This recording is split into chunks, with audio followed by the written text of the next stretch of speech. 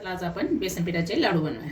अर्धा किलो बेसन पीठ घेतले, पिठी साखर आणि पावशर गावरान तूप घेतले. आता आपण बेसन पीठ भाजून घेऊया. असं पीठ सारखं हलवत राहायचं, नाही तर काय होतं, जळतं खाली. टाकूया.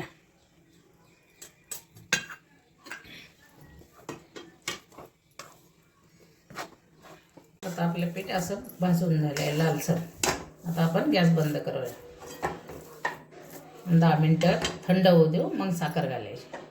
आता आपलं बेसन पीठ मगाशी भाजलेलं थंड झाले. आता आपण त्याच्यात साखर घालूया.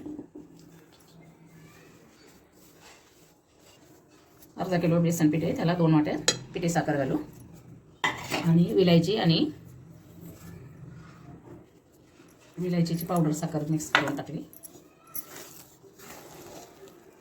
आता चांगलं असं मिक्स करून घ्यायचे आणि लाडू बांधायचे.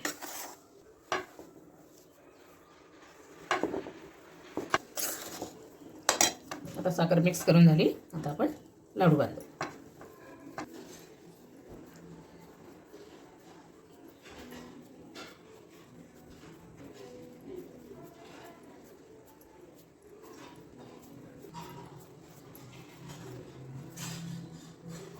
अशा प्रकारे आपले लाडू बनवून होतं. आता आपण सगळे चला, आता आपले लाडू तयार झाले.